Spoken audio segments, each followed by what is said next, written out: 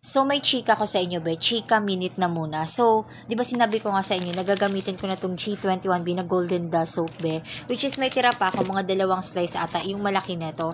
Tapos, be, naligo ako alone. Yun lang ang gamit ko sa body ko. Girl, ang smooth ng balat ko. Like, alam mo yun, nakahiga na ako. Tapos, parang, inano ko pa rin yung skin ko. Sabi ko, ang lambot ng skin ko, ganun. So, okay naman pala siya, be, na alone mo lang siya gagamitin sa body mo, yung G21 Golden Dust Soap. Kasi, first time ko lang siyang na-try na siya lang talagang gagamitin ko. So, eto yung unang beses na ginagamit ko siya na alone lang siya. So, i-update ko kayo guys if even na magkaroon man ng changes. So, this is me again na naman, ulit-ulit.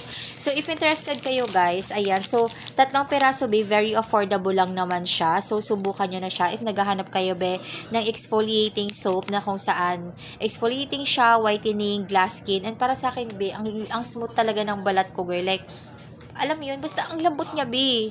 So, if gusto mo tong i-try, go na, be. I-check out mo na yan, be. Baka magpasalamat ka pa sa akin. Thank you, Claudine.